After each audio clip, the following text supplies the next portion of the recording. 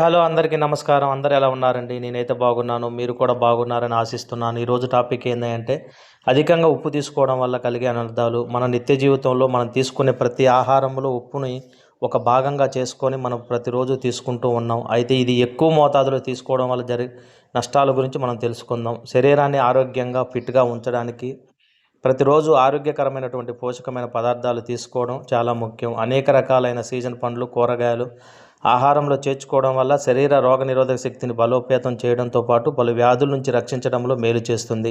అయితే మనం రోజు ఏమి తినాలి అనే దానికంటే ప్రస్తుత సమయంలో ఏ ఏ వాటికి దూరంగా ఉండాలో తెలుసుకోవడం చాలా ముఖ్యమని అనేక మంది ఆరోగ్య నిపుణులు చెబుతూ ఉన్నారు. ముఖ్యంగా చక్కెర మరియు ఉప్పుని మన శరీరంలో ఎంతవరకు తీసుకోవడం ద్వారా మనం ఆరోగ్యంగా ఉండవచ్చో చూద్దాం. ముఖ్యంగా కిడ్నీలకు హాని కలిగించేటటువంటి ఈ చక్కెర, ఉప్పు అనేవి ఎంత దూరంగా ఉంటే అంత మంచిది. ముఖ్యంగా హెల్త్ ఎక్స్పర్ట్స్ ఏం చెప్తున్నారంటే ఉప్పు అధికంగా తీసుకోవడం వల్ల అనేక విధాలుగా ఆరోగ్యానికి హాని జరుగుతుంది. దీని కారణంగా రక్తపోటు పెరగడంతో పాటు అంటే హై బీపీ, బ్లడ్ ప్రెషర్, గుండెకు మరియు హాని కలిగజేస్తుంది. అదేవిధంగా ఉప్పు ఎముకలకు కూడా హానికరమని అనేక ఆరోగ్య నిపుణులు అంటున్నారు. ఎక్కువ ఉప్పు తీసుకోవడం వల్ల జరిగే నష్టాల గురించి ఇప్పుడు తెలుసుకుందాం. ఎముకలను ఆరోగ్యంగా దృఢంగా ఉంచడానికి అత్యంత అవసరమైన పోషకాల్లో కాల్షియం ఒకటి. ఎక్కువగా ఉప్పు తీసుకోవడం వల్ల అది శరీరంలోని కాల్షియం లోపానికి కారణమవుతుందని అధ్యయనాలు వెల్లడిస్తున్నాయి. ఎంత ఎక్కువ ఉప్పు తీసుకుంటే మీ శరీరం నుంచి అంత ఎక్కువ కాల్షియం బయటికి వెళ్ళిపోతుంది. ఇది మన ఎముకలకు చాలా ప్రమాదకరం. రక్త ప్రవాహంలో సోడియం స్థాయిలు పెరగడం వల్ల అంటే మనం అధిక ఉప్పు తీసుకోవడం వల్ల సోడియం స్థాయిలు పెరుగుతాయి. దాని వలన మూత్రపిండాలు వ్యర్థాలను బయటికి పంపే సామర్థ్యం తగ్గిపోతుంది.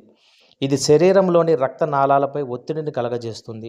అధిక రక్తపోటు చివరికి హార్ట్ స్ట్రోక్, హార్ట్ ఫెయిల్యూర్ వంటి పెను సమస్యలకు దారితీసే ప్రమాదం ఉందని అనేక మంది వైద్య నిపుణులు చెబుతూ ఉన్నారు.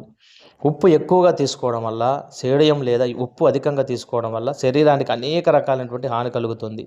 ఎముకలతో పాటు అనేక ఇతర అవయవాలపైన కూడా తీవ్రమైన దుష్ప్రభావాలను కలుగజేస్తుంది. ముఖ్యంగా గుండె కండరాల సమస్య, తర్వాత తలనొప్పి, మూత్రపిండ వ్యాధి, ఎముకలు బోలుగా మారడం అంటే ఎముకలు బలహీనమైపోవటం, గుండె కొట్టుకోవడం వంటి సమస్య, అధిక రక్తపోటు, ఇంకా మన మూత్రపిండాల్లో రాళ్ళు ఏర్పడటం, తర్వాతకి కడుపు క్యాన్సర్ వంటి అనేక రకాలైనటువంటి ప్రమాదాలు ఈ ఉప్పును అధికంగా తీసుకోవడం వల్ల కలుగుతూ ఉన్నాయి. ఉప్పు చిన్నపిల్లల మీద ఎటువంటి పెను ప్రమాదాలను కలగజేస్తుందనే విషయాన్ని కూడా మనం తెలుసుకుందాం. ముఖ్యంగా చిన్నపిల్లలు అంటే వాళ్ళకి రోజుకి కనీసం 3-4 గ్రాములు మాత్రమే వాళ్ళు ఉప్పు తీసుకునే విధంగా మనం జాగ్రత్త పడాలి. ఎందుకంటే వాళ్ళు అనేక రకమైనటువంటి తినుబండారాలు తింటూ ఉంటారు కాబట్టి వాటి ద్వారా కూడా వాళ్ళ శరీరంలోకి అధిక మొత్తంలో ఉప్పు అనేది చేరుతూ ఉంది. కాబట్టి ఈ చిన్న పిల్లల మీద కూడా చాలా ప్రభావం చూపిస్తూ ఉంది. ఇంకా మనం అధికంగా ఉప్పు తీసుకోవడం వల్ల అధికంగా దాహం వేస్తుంది. ఇలా అధికంగా దాహం అంటే ఖచ్చితంగా మన శరీరంలో సోడియం పెరిగినట్టుగా మనం గుర్తించాలి. ఇంకా మనం చిన్నపిల్లలైతే అధిక దాహం వేయటం, ఎక్కువసార్లు మూత్ర విసర్జన టాయిలెట్కి వెళ్ళడం వల్ల ముదురు పసుపు రంగుల్లో ఆ మూత్రం వస్తున్న విషయాన్ని తల్లిదండ్రులు మనం గమనించాలి. ఇంకా మూత్రం వాసన కూడా వస్తుంది. అంటే దీన్ని బట్టి సోడియంలో లెవెల్స్ అనేవి మన శరీరంలో పెరిగాయి అనేది మనం గుర్తించాలి. ఇంకా చేతులు, కాళ్ళు వాపు రావటం. మీ చిన్నారులు అధికంగా ఉప్పు వినియోగిస్తుంటే దానిలోని సోడియం అదనంగా నిల్వ అయ్యేందుకు ప్రయత్నిస్తుంది. ఇది శరీరంలోని కణాల వెలుపల ద్రవం మొత్తాన్ని పెంచుతుంది. ఇలా జరగడం వల్ల చేతులు, కాళ్ళు వంటి ప్రదేశాల్లో వాపు లేదా ఉబ్బరాన్ని మీరు గమనించవచ్చు. ఇంకా రక్తపోటు, హై బీపీ 3-18 సంవత్సరాలు ఉన్న పిల్లల్లో 7% మంది హైపర్ టెన్షన్ సమస్యతో బాధపడుతున్నారని అనేక వైద్య నిపుణులు చెబుతూ ఉన్నారు. రక్తపోటు అధికంగా ఉంటే ఇది గుండె జబ్బులకు కూడా ప్రమాదం, గుండెకు కూడా ప్రమాదం అనే విషయాన్ని మీరు జాగ్రత్తగా గమనించాలి. ఇలా అనేక రకాలైన విదేశాల్లో ఉన్నటువంటి అనేకులు కూడా చెప్పేది ఏంటంటే 1-3 సంవత్సరాలు ఉన్నటువంటి పిల్లలు 2 గ్రాములు, 4-6 సంవత్సరాలు ఉన్న పిల్లలు 3 గ్రాములు, 7-10 సంవత్సరాలు ఉన్న పిల్లలు 5 గ్రాములు, 11 అంతకంటే ఎక్కువ వయసు ఉన్న వాళ్ళు 6 గ్రాముల కంటే ఎక్కువ ఉప్పు తినకూడదని అనేక మంది వైద్య నిపుణులు చెప్తూ ఉన్నారు.